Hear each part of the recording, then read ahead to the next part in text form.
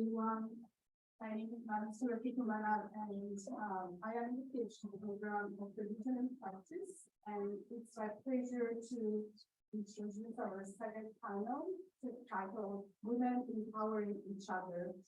Our presenters are Amanda Kairys, Photos and Certificate at Institute of English Studies, Mina Yi, PhD, Historical and Cultural Studies here at GPU, and Amanda Kairys, Masters of Theological Studies at GST, and unfortunately she's not with us today. Our faculty presider for panel 2 is Dr. Diandra Erickson, who is Associate Dean for Teaching, Learning, and Assessment here at the GTU. So please join me in welcoming our panel.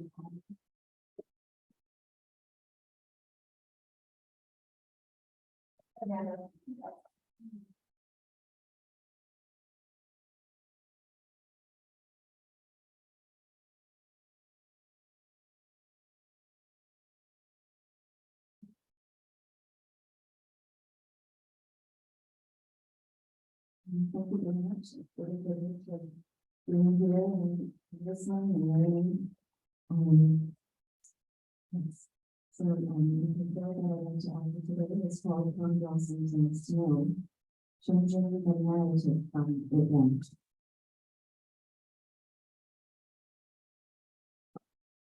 The first lines from Tango this year, jagged and thin is the old plum tree. Summer and flowers, 1 flower, 2 flowers, 3, 4, 5 flowers, countless flowers. This paper explores and celebrates the ecstatic flowering of witches and monks of women's monastery in the village of Japan, and has become a central example of the topic of this kind, women empowering each other. Its sources include the work of Dr. Paul, including Women's Exam and Simple, and includes scholarship and women's studies in a variety of significant sources over multiple generations.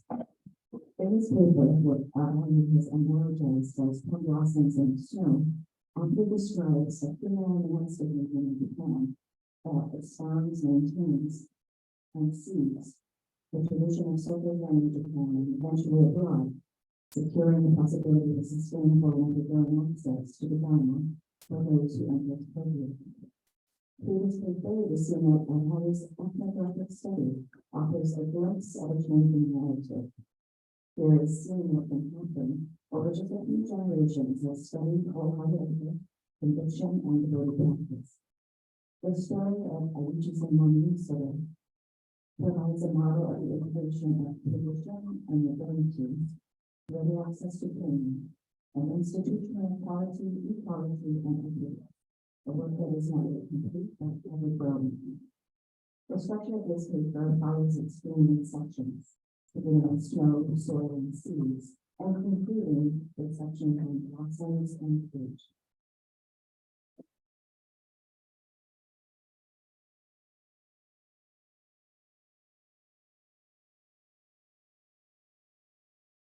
Again, snow.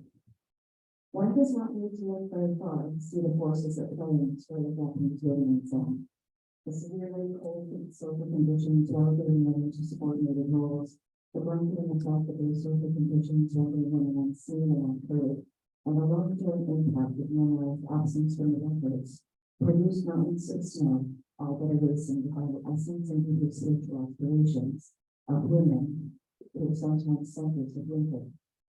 In Japanese society, men were considered inferior to monks, and the subject of early discourses express the dominant narrative.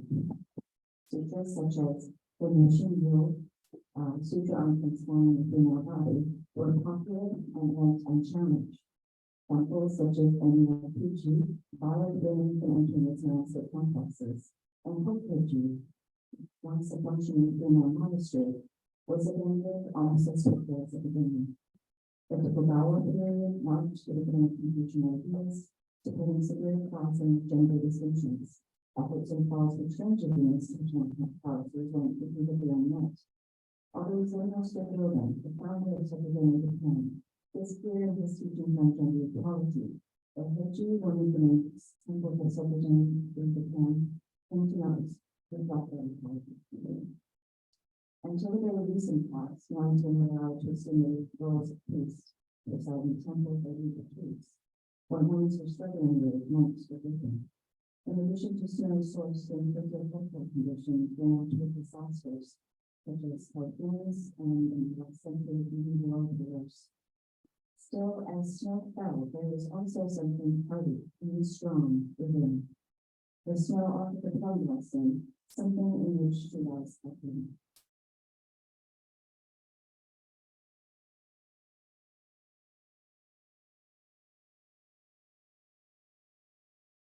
Soil.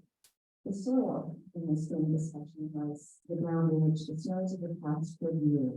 It was a place where captains came to rest, to be turned and to be nourishment. It was a place where past seeds could awaken and new seeds planted. In the soil was the past practice of courageous women experience. Female temple illustrations in the Bibles, teachings on the equity, equality and non-duality of the female, and the vibrant vision of women to together monastically.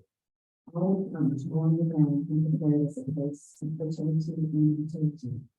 In the soil, with the knowledge of the first ordained priest in the age of Mongolians, and the 400 years of his abandonment, Faculty was once again inhabited by women who aspired to receive treatments and precepts of the Shinto Jutsu, inspiring the beginning of a revival of the monastic life in Japan. The nuns at Faculty also sought to show religion with never to for instruction and the priest's knowledge. In his visit to China, then Master Golden saw that women were really recognized and honored their spiritual realization, and he brought his experience of gender equality back to Japan and unfolds an example for the founder. Golden's time was a time for freedom, with many accounts of women practicing alongside men. Women were represented in urban dwellings and sermons, and were respected at the vigil of the 23rd passing. Golden confirmed now the Roman, for example, as teacher, and in the early 40s, a collection of Golden's teaching, Golden looks to men's non-Roman, total wisdom, recognizing and working, stating, "This rested not in market, most spectator. I stand by the most ardent determination to pursue this path to the world. You, who far surpass me in the understanding of teaching." Golden appears in his discourse records as a true teacher, friend, and champion of women's balance. In his classical novel, he states both genders marry or attain and then go on to proclaims. When it comes to realizing the Buddha Dharma, you have no distinction between man and female. The women are riches and women study. All these teachings, practicing learning, for which she holds in soil that supported their vision and then be the basis for their vision. So in the 19th century, when the women's efforts to return to its roots, modernize and connect with the Western world were poor, the very soil and vital energy needed to find the sun, grow and establish good monuments of human development. In our analogy today, the seeds hold the potential of the realized blossom. Downtown in June, women's teachers form virtues on the reading of the super calls forth the silent flowering in the way of one and then two and then three. The strength of this movement runs into canvas like this. It is not based on a single blossom. It is grows and continues to be flowering of multiple beings as they announce in their living and spiritual potential work for institutional equality for women, including the right to receive and transmit learning. In keeping with our theme, Golden's teaching staff was made from the tree, and it likely represents the wishes and aims of the descendants of the seeds planted by the founding members of our group, then were the seeds of the practice. The practice of rising solidification and the life outlined in Golden's monastic sheen, including their observances, monastic struggle, and monastic forms. They were the seeds on the traditional Japanese hearts, such as childbirth, tea ceremony, and highly developed educational system.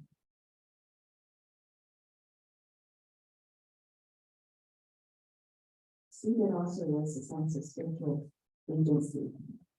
In Japanese religion, someone with offers the idea of such agency, which equals ethical agency, which provides a frame for understanding that sees resistance to the dominant narrative and the subversion of the androcentric was in the minds actively orienting themselves within a traditional paradigm.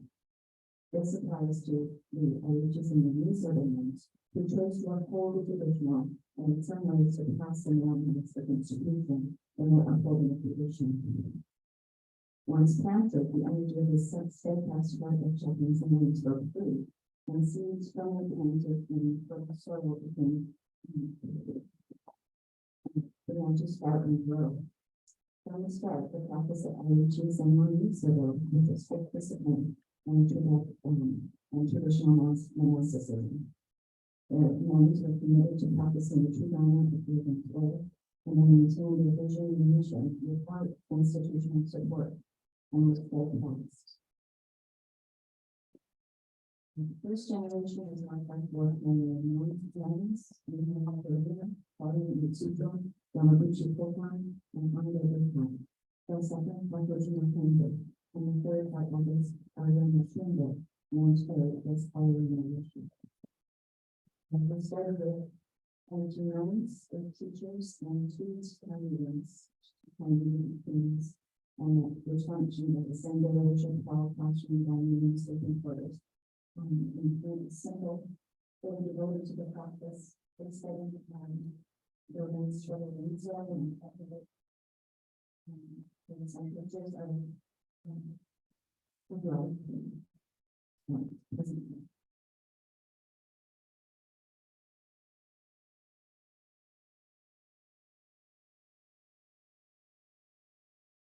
And here we see some of their cultural arts. So this is a particular region who was happening before the open and the early 19th century and today. The Wednesday prayer, once the 20th century, they moved back to the ethics of Indians. They created a way that the fragrance of the blossoms could be sensed and felt and to become visible. And English translation of our shoes that we work became available. Titles such as quiet conversations in Zen tea, Zen wisdom, polishing light, rising on stories of the heart of wisdom seeking, and Zen seeds, reflections of the female beast. Just to advance, I think myself in the paper that the Yamaroshi has many works that describe beauty. I want to become a beautiful person. Very much she talks about the heart of peace, being the beauty of a person. And in her comments on palm blossoms and snow, she offers a branch of palm blossoms harmonizes fragrantly with snow. She's considered a nun who's not only able to speak for herself in Zen sectors, but in all of Japanese Buddhism. Nuns do not abandon the family. Rather, we pray to recognize this world with respect.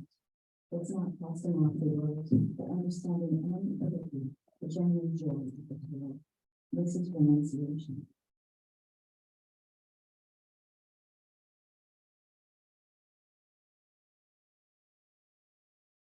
Eliana, she teaches African practices intimately with the community.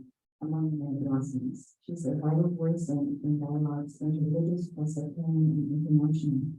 She's known for her generosity and kindness, disciplined practice, and her wise and compassionate presence. The winds of the 20th century have carried her down strongly and deeply rooted at Aichi Senran Yusoda to the west and the other world.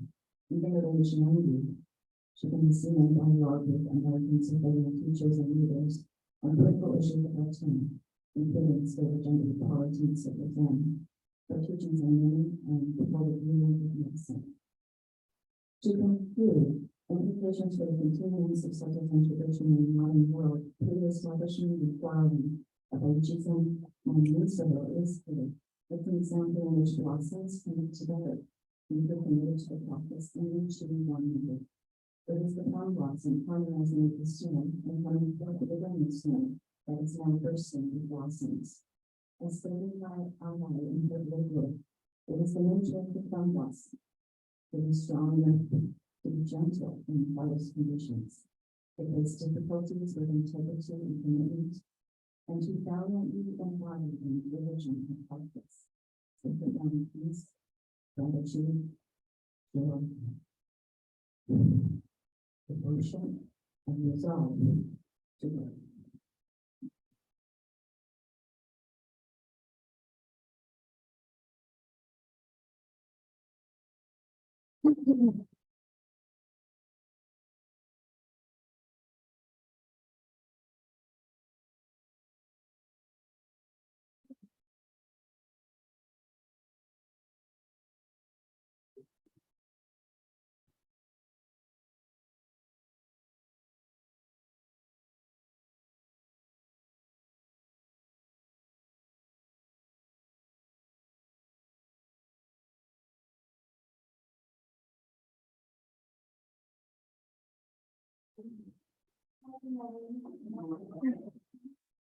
So, little girls faith in me as a woman or as a human.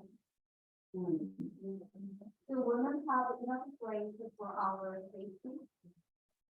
Even a home is not a comfortable place for everyone to go. The COVID in these challenging times, the people have to stay at home to be protected from the risk of infection. The home indicated a place for an individual's health and safety. But, however, for women who are suffering domestic violence, the stay-at-home order now increase the contact with the spouse or leader and deprivation of opportunities to ask for help. So it really think about how and where women can live, survive without suffering. You may never have independence. So I'm thinking about many states of uneasy life, how challenging life. So our difficulties, I cannot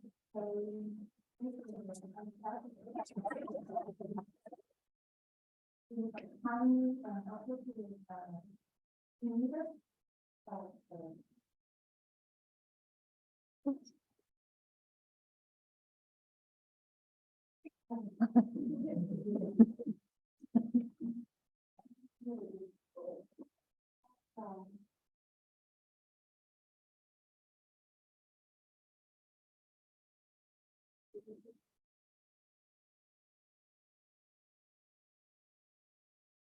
so we need a specific moment, place, and relationship where we feel safe.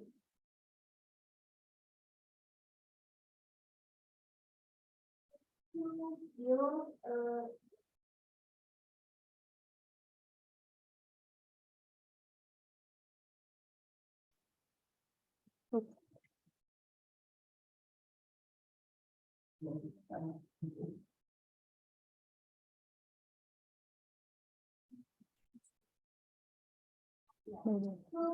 also is to create a path in life.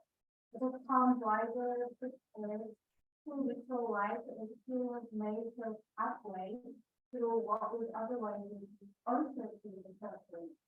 So through this route, the women who have been systematically, physically, like currently, the women may have so we will not have our own voice and expressing our own thoughts and feelings has not been. So into those new relationships, the challenges current or the dominant family. And I discovered a beautiful model of the feminine society through the midwife gathering and the group of activists in the Old Testament. This gathering was a dynamic relationship that not only provided the vendors with the control and clarity, but also encourages them to act for freedom and justice in a specific way. So I support the necessary efforts to face the feminine equality by engaging with midwife today. First, women gathered in her house. People and poor are two people women whose names are mentioned in the text. People and poor role was to provide the midwifery services for the Israelites, helping to start a new life. However, these two women, not only two women, these women who were ordered by the unnamed household to kill every man. These women choose their own roles because they feared God, not the unnamed household. They knew God's name. And here, the Japanese staff, the Supra and Pura would have a role as a mother or have or Israelite midwifery too. These fighting, they told all the working women to assemble in a social place in order to participate. Women gathered. Women gathered in a convocation hall for these women. Measures need to say that feminist leadership tends to have a clear approach and are motivated by real needs, exemplifying a serving the leader for rapidation or celebrating the opening of a women's family. So encounter with the constant women's reality and making it leads us toward this building or taking place. The women would have gathered, so these are women would have gathered regularly to share their life, which might have been a sort of organization and equalizing. And this equalizing is the effective place where they see their thoughts.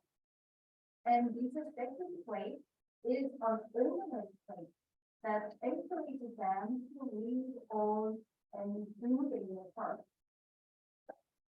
Their visible and particular entry into the political experience job is the way of building their organization. But each time, an unprecedented crisis has occurred. They call upon the name of God because they need more return and courage than usual. And they see each other because they want each other to well-being and safety more than anything. They observe themselves, recognizing their situation and their feelings toward each other. Here, women nourish each other both physically and spiritually. If the women of the house become filled with new faith and will toward each other.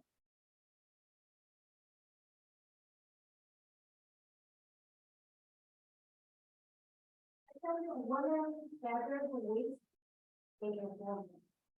In this gathering of midwives, they are women of various ages with different voices and diverse faces.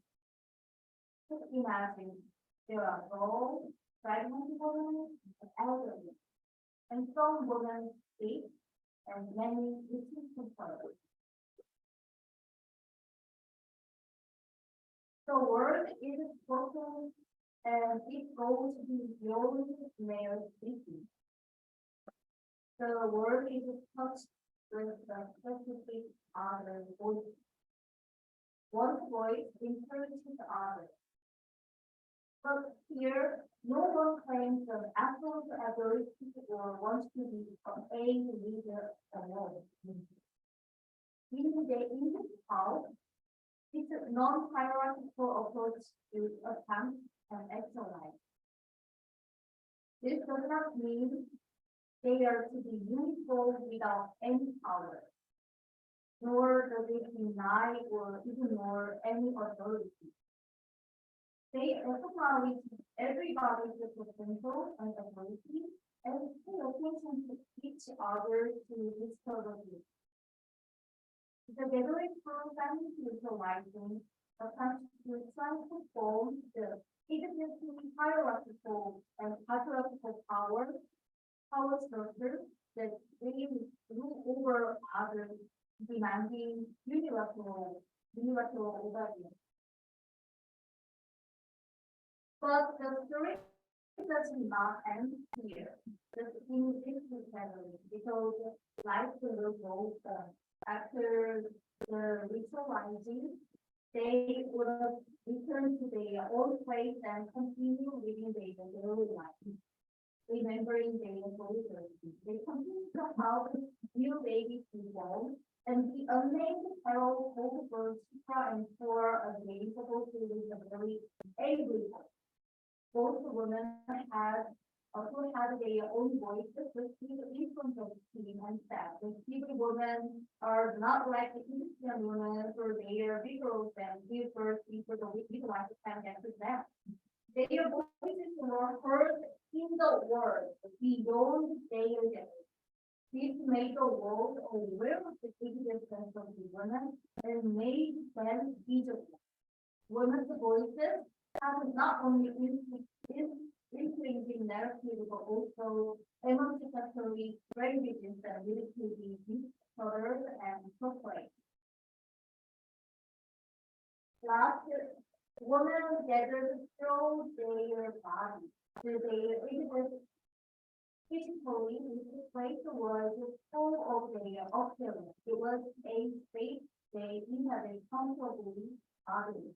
They wasn't hurt, they might have cried out, danced, hurt each other, they might have took them, eaten something. But it's for our body and senses to remember who made us and who we are.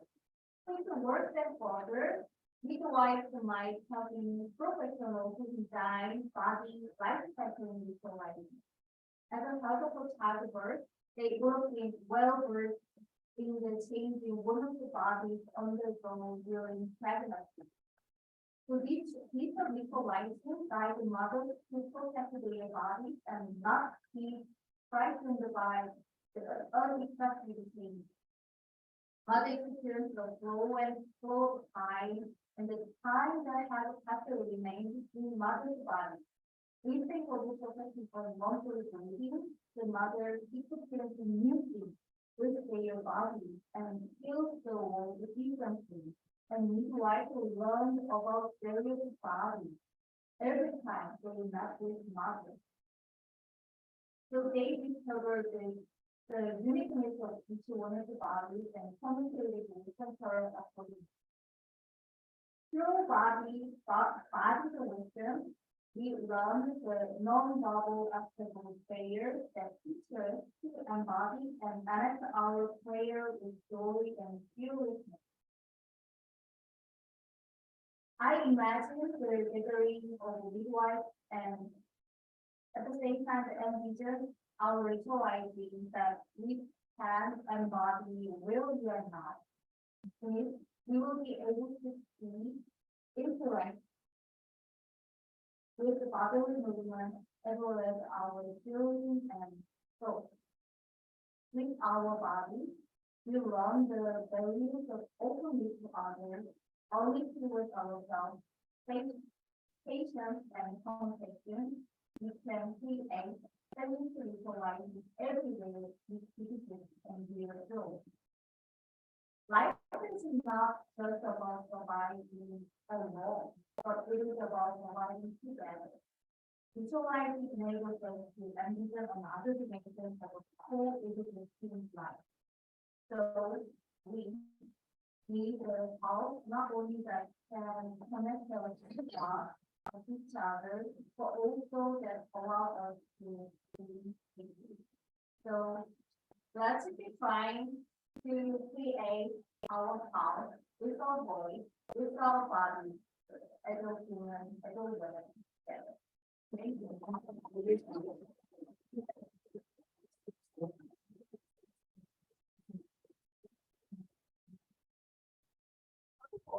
Well, Amanda, you know, for your great presentation. So, just 1 minute for questions and answers. So, does anyone have any questions for our panelists today? Yes. The thing is, both of you guys really want to. I just want to say on the, we have a specific. Prior to the new license, yes, yes, there is a. For the little Japanese fee, you can complete the, you can utilize the facility for going under, utilize. One of the perspectives, it's really, so it gave me a very great chance to read the magazine, I really read with the business picture, so I tried to connect it from using the university. This interpretation of the Japanese and other semi-equal feelings. Here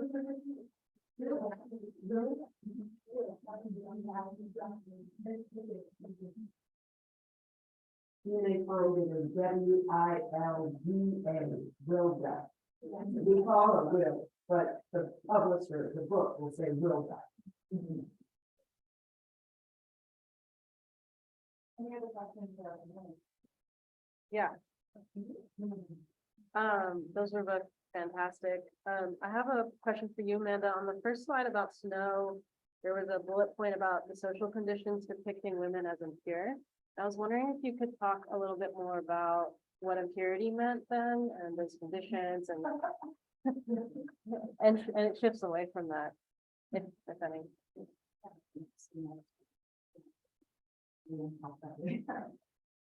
But, yeah, really, when we look at the thank you, I think that that's really, really to, for the little in terms of the women's body and people to look like, and that we're seeing, into it, when we have those who place like we always, speak to in regard to the government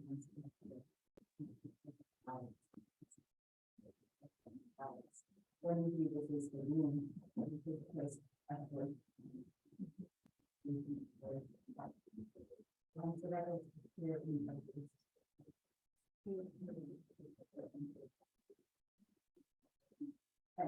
had a nice reading there. Yeah, if I could just amplify that the scripture that it's called the Blood Sutra is very correct. And it's a Chinese sutra, and it entered Japan around the 13th century. Before that, there was no concept of women being impure. And so, and it took a while for the non-literate population to get the memo.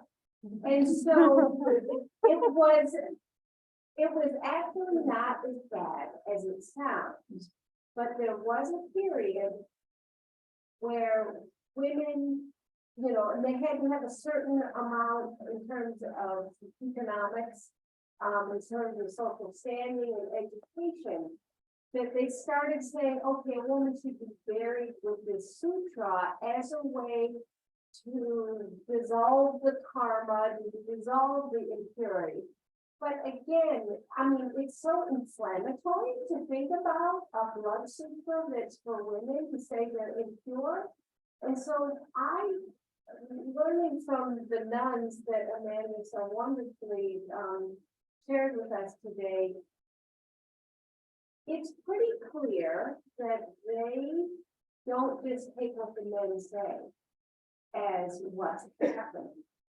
And almost, and the theme of mothers through so far today that it's so women, whether they have given birth or not, whether they're nun or domestic, when they look out at the men, they see them as beings who came out of a woman's womb. And just like any mother, and I can easily imagine in any time period, sees a child, male or female or whatever, and says, they need to kind of mature in this area. And so Ariana knows she laughed in my face when I asked her what Western feminism had helped the nuns with their efforts to structurally change the so-called institution. And she's like, why do we need to do that? Because of the first ordained Buddhists were women back in the 500s. And for most of history and for most of women's and people's, not just women's consciousness, women were not impure. And women wielded a lot of economic power until the Confucian influences were wielded by the military men who controlled the country. It was not as bad for women as you might think. So, yes, men tried to tell women were impure, but there is a lot of evidence that the women didn't. Thank you. I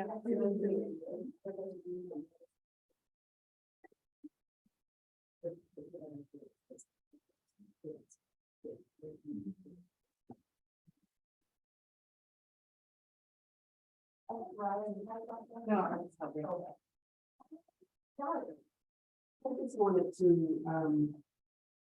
say thank you for all the papers, but these two papers, the use of imagery. I love the notion, Amanda, of snow and what the way that you represented it in terms of this winter, but yet showing that underneath there's still this fertile ground, there's still seeds.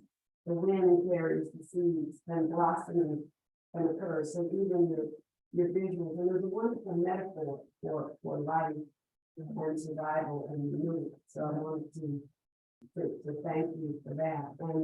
And likewise, Mina, your use of the Shikla and fuller text, and having it with this notion of in the home, the voice and the body. The imageries are just powerful, and so I just wondered if either of you had particular, what inspiration, what inspired you for I'm always curious about the message and the heart, the mind's eye, the visuals. Was there something that inspired either of you to put those images together with you?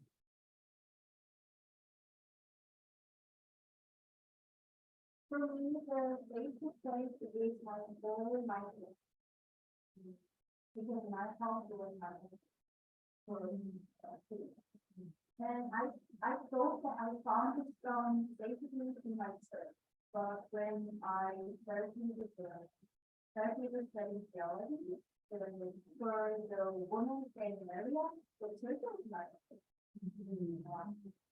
So I had some chance to visit a church where my advisor, the acting church, at the time, she was entitled to every Sunday week. And that church, there the woman had to have escaped the domestic violence. They had been staying for a while or for a long time. And I witnessed that kind of community. The women together, the women to feed each other, women to worship together. But thing is, actually I wanted to really talk about this. But thing is, it was not easy for these women who had not processed their divorce to proceed their husband's sex. the legal profession wasn't necessary for their true well-being and true safety.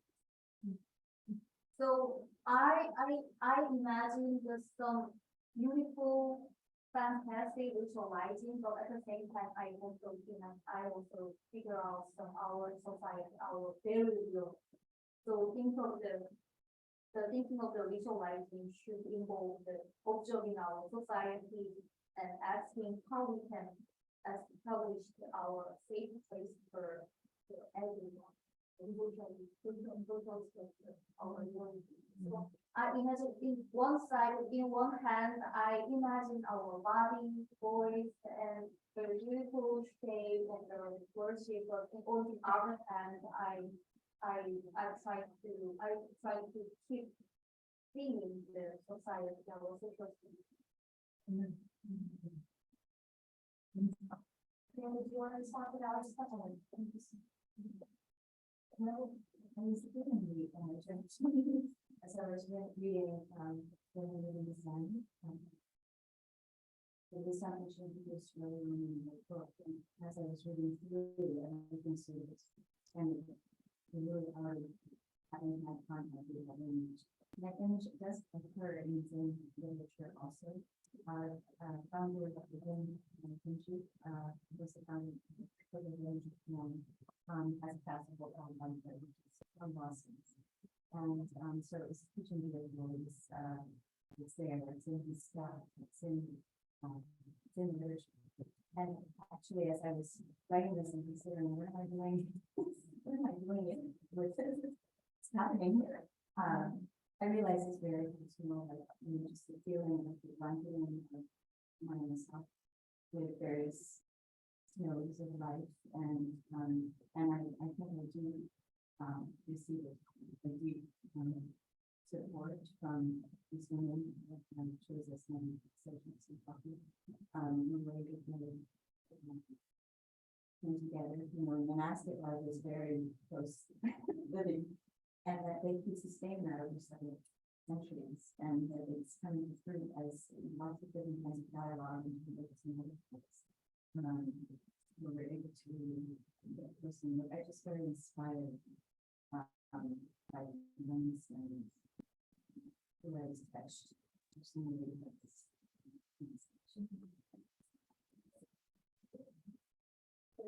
Oh, Mercy, yes.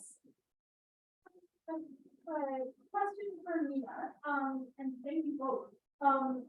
Mina, in the story of the Exodus and Shipra, when they go to speak to the Pharaoh, their response is that the women give birth in the fields before we can get there.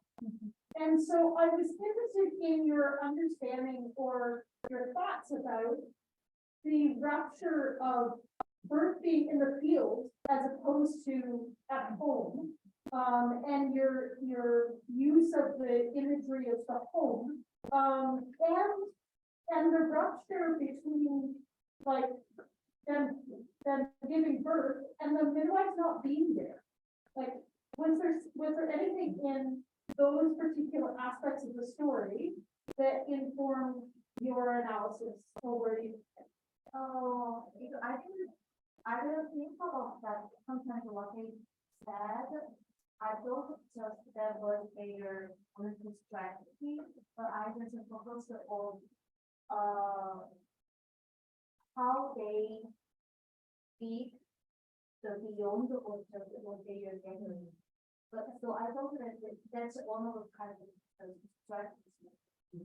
So yeah, sorry, I didn't into that. The connection, but yeah, I just wanted to emphasize how they can speak beyond this together. So in the world, how can they become a vision for it? Yeah.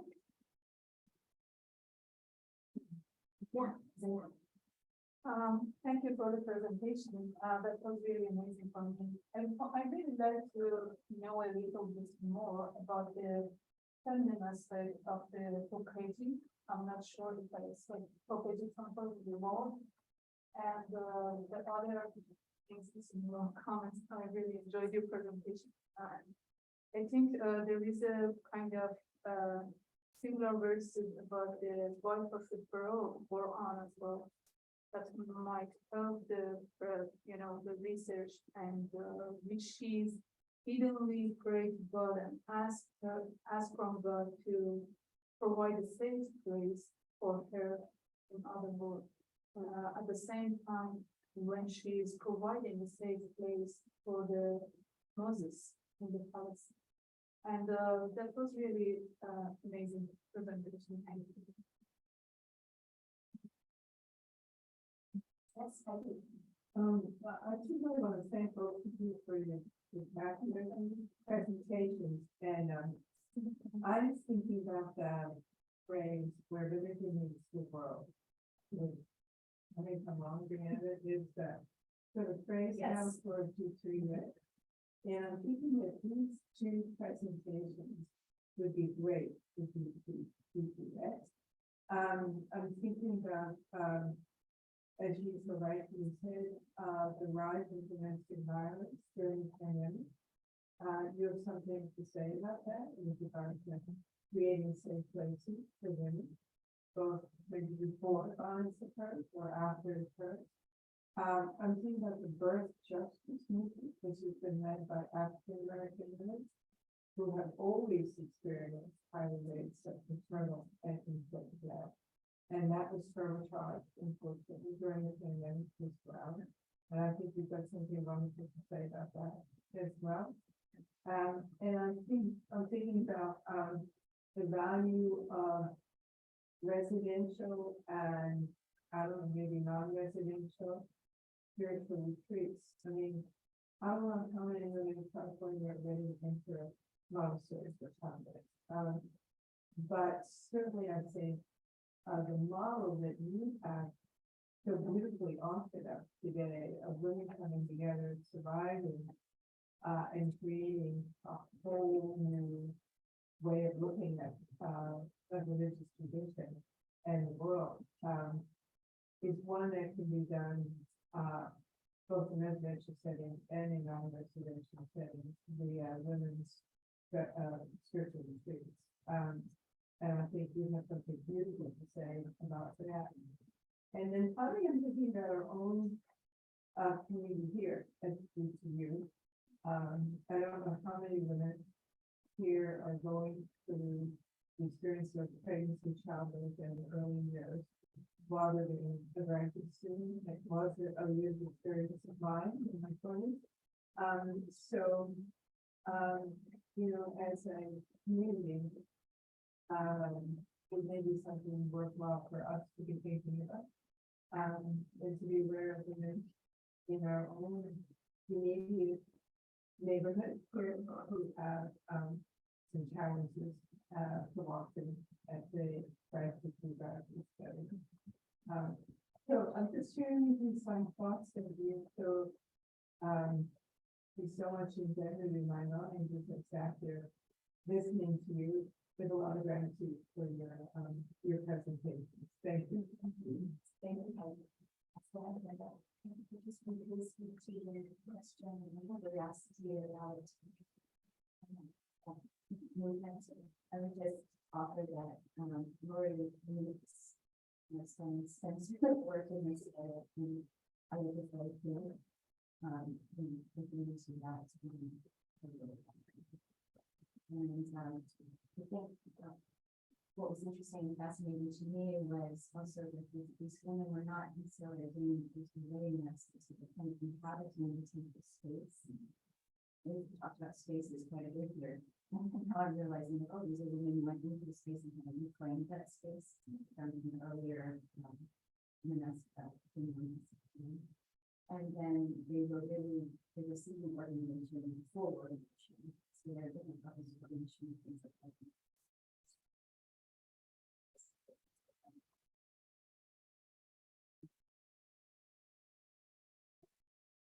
Yeah, time for a couple more questions. Yes. Yeah, thank you both for those presentations. Mina, I'm really curious if you could talk a little bit more about how you're conceptualizing ritual in this context, because I think it's a really I think it's a really interesting point, about the idea. I think for me, in my like context, ritual for me is often something that gets done kind of methodically. It's something that the script, and I think you're talking about ritual happening in a time of extreme kind of precarity, and where like new solutions need to be found, and the idea of ritualizing an action that is also sort of necessary. I was just wondering if you could think more about, if you could talk more about what you mean by ritual and in the story. Yeah, I love the question. I was also wondering what's the difference though, like the ritualizing, what when I took the ritual class. And there are many scholars who define the kind of a liturgy or their form. And I prefer the ritualizing because I learned that ritualizing is focusing on the not big thing, and it's just building together. So it's ever changing something. So it's we can, definitely we can set up some order and the certain space and time. But the thing is, for me, the ritualizing is kind of making the rule for inviting everyone who has their own narrative, so that makes them feel safe to share everything. So we just make some room, and it will be filled with our own physical appearance and our voices and our thoughts, and sometimes our food. And yeah, I think that for me the visualizing is kind of combining the building together, so we can make anything we imagine. So based on our imagine and based on our own story, we can visualizing this kind of combination and building together ever changing process and like our artwork.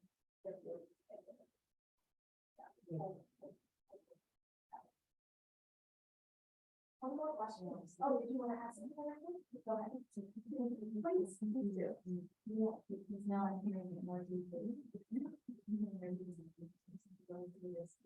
I guess I just wanted to write into this whole thing that we're talking about, in terms of mating spaces and allowing ritual to evolve according to things needs.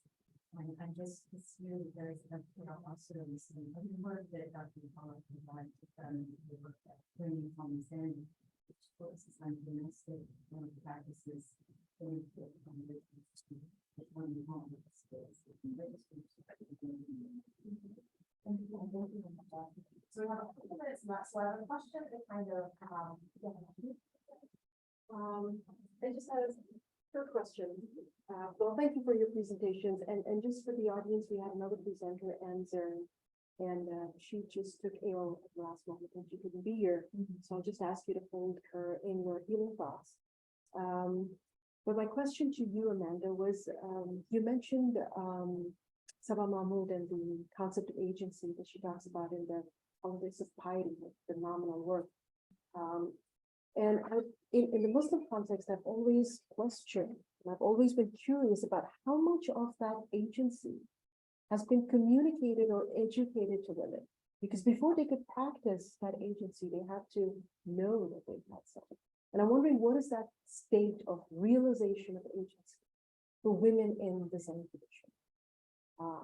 And Mina, very quickly, you just grabbed me when you started your presentation about the challenges and the complexities that women at home felt during COVID. And I'm wondering if you could share, or if you've come across or encountered any ritual that might have emerged during these 3 years that would have supported women who felt violated and unsafe within their own homes. Did you come across a ritual because we spoke about the importance of ritualizing and how that can create safe spaces. So just curious if there was something that emerged in these tense years that we've had that you might want to share. So thank you for giving me the space to ask that. You know, my contact with some of his work is really through my youth, and so I haven't done an extensive study of just thinking about and we straight over to like the question about agency and women and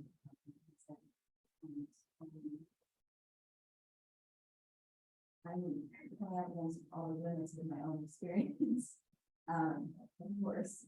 And that I can design is very, there's many sects and there's many, just like really, there's so many traditions and things like that. I think for my own self, in terms of interest, I'm noticing and recognizing this is a living question that needs to be continually asked. Because especially when you're coming from within the paradigm, you're kind of in the space of harmonizing the paradigm. What is the situation there? You know, there's reinforcement paradigm and where this actually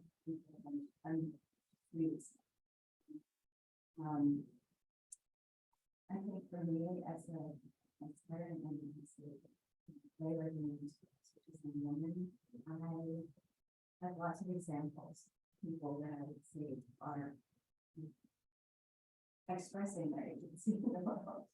And as someone who, I don't know, I'm continuing looking at how empowered I am, where is my own empowerment as a woman? It's really a question. So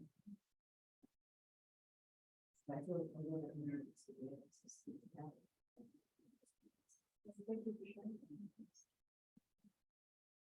Yeah, I just learned that there was some research in South Korea where the police the whole much what's happening, what's going on in the home in the house, and how much the domestic violence is increased.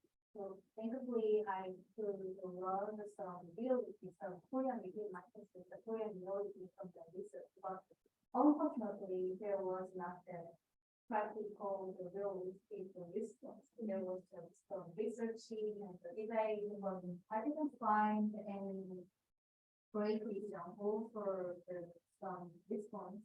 But and I came here in this country during the COVID pandemic, and there was everything was closed, and for Florida it was really hard for me.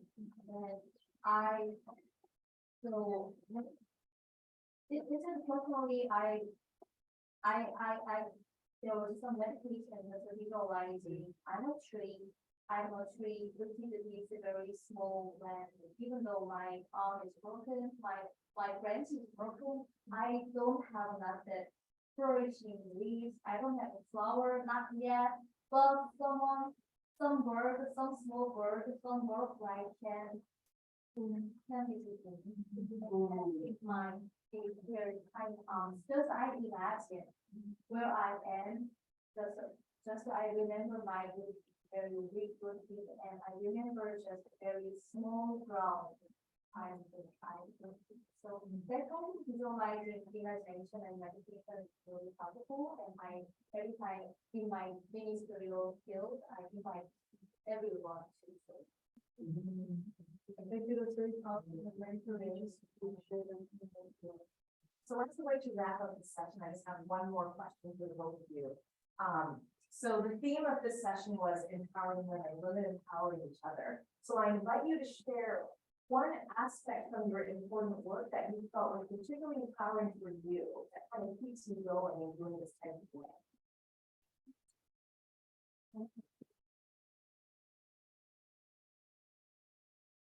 Usually comes to mind is the words that come up to me, to know one's liberation by the color that one has to be kind, to be gentle, to be snows, to be inclusive, to be open, And I just want to say that it truly is good.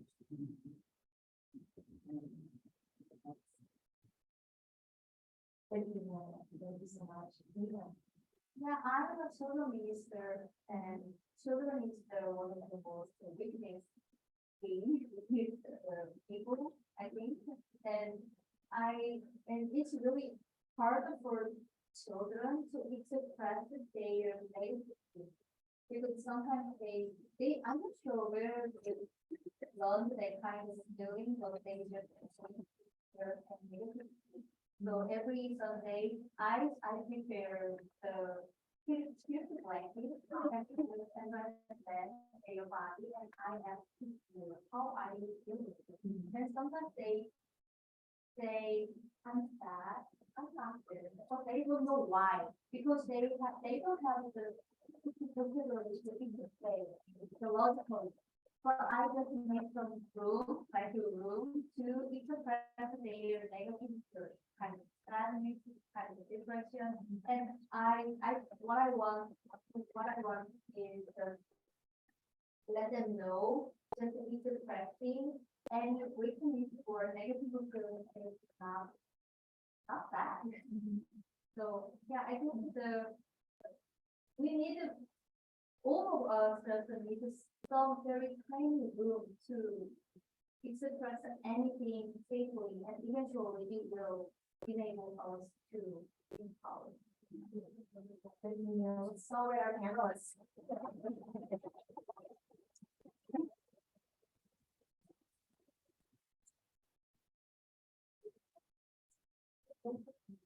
Well, thank you, panelists, and what an amazing morning we have shared in women empowered and practicing their faith. And while we've arrived at lunch and just a couple of things, be sure to take time to browse our merch